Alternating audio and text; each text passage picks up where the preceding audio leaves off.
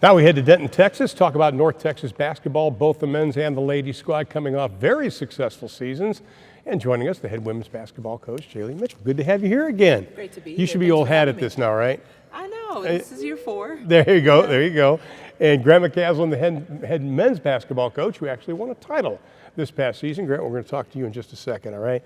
Jaylee, first of all, the highlight for last season. You finished 17-14. You snapped an 11-season losing streak at North Texas. How important was it to get that monkey off your back? Extremely important. It's one of those things we talked about from day one, year one.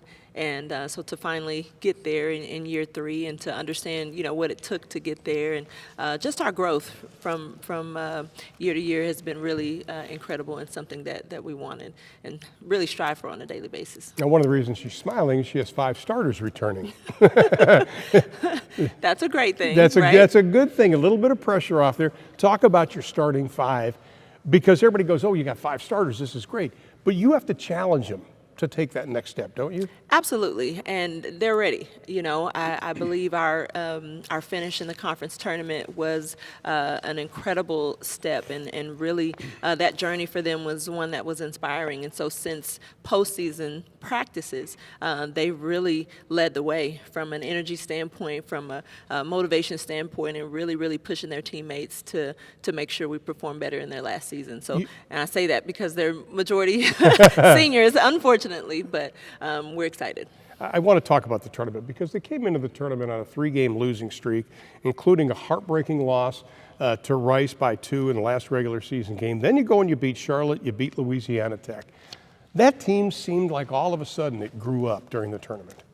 I know. Well, if you ask them, they'll say we got a lot of rest before the tournament. We really did. We had some time to sit down and really decompress and get some TLC.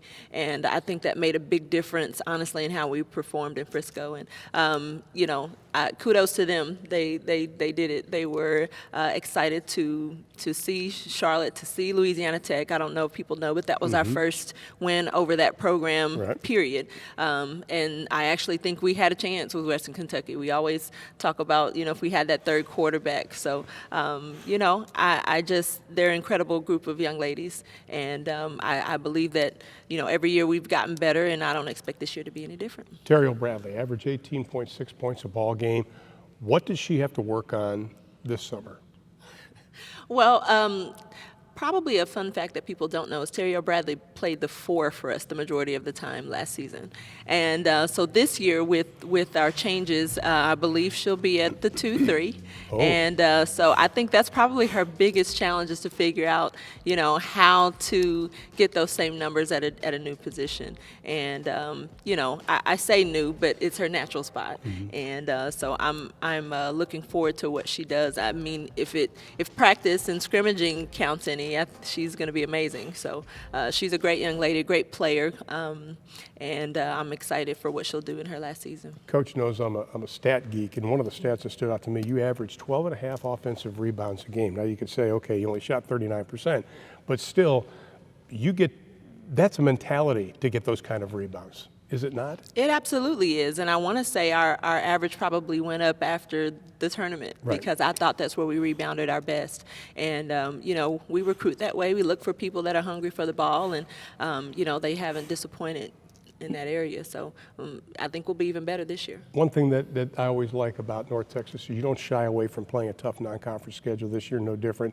You're hosting Texas, then they play at Kansas State, play SMU. What do the players learn out of playing somebody like an elite team like Texas that will arguably be a top 5 team this year?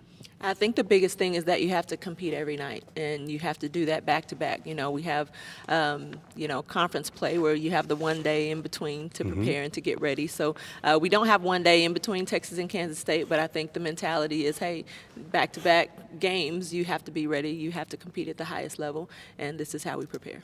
And you get Texas without Joyner Holmes, so that's good. Who's injured. So you did dodge a bullet on that one. Coach, thanks for being with us. Grant, I want to talk to you. 20-18 on the season. They won 5 of their last 6 games following Conference USA tournament. They won the CBI tournament. First of all, what did winning that tournament mean to your program?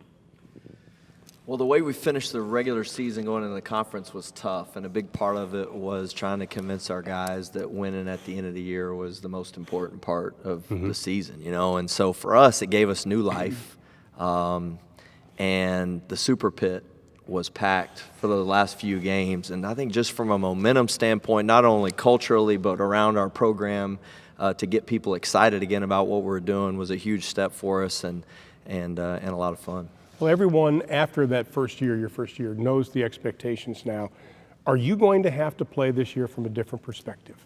Definitely. I mean, what we initially talked to them about was our goal, no matter who we play, is to win, but we come into the season wanting to win this league. And I think this league is so good. And you can see the teams in it. Ken Palm does some rankings. They had our league number 10 in the country last year of one of the best. And when you're talking about that big of a step, the year before we took a big step from last year, and I know we'll take another step this year as a league.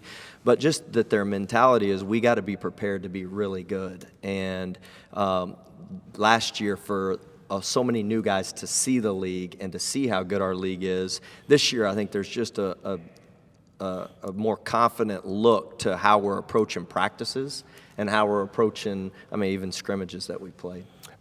I look at your team, and you and I talked about this last year. Is one of the goals this year consistency in every area? There's no question. There's no question. And I think the consistency has to do with what we've done defensively and our physicality. You know, we guarded the three-point line really well last year. We didn't do a great job at the rim.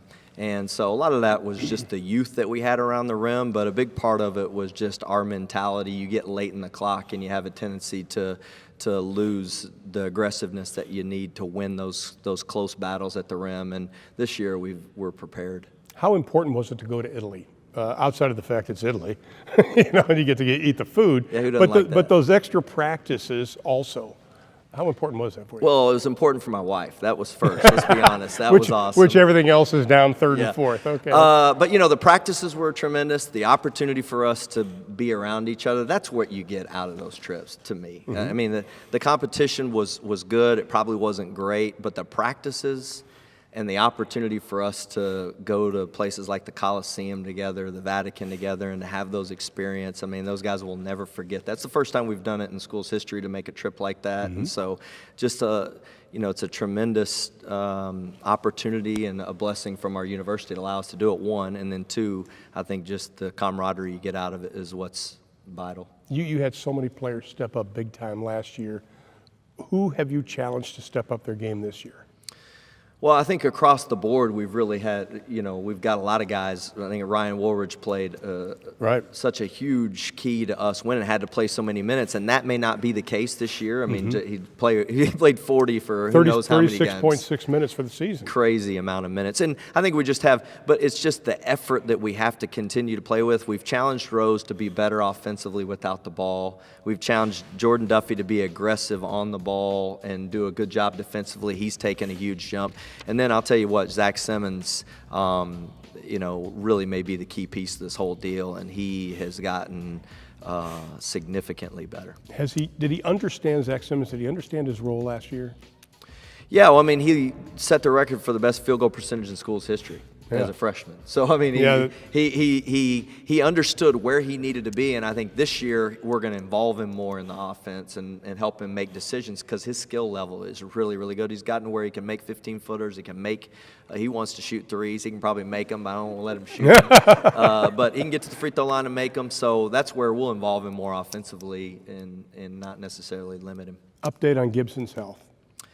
Looks pretty full speed. Close to it.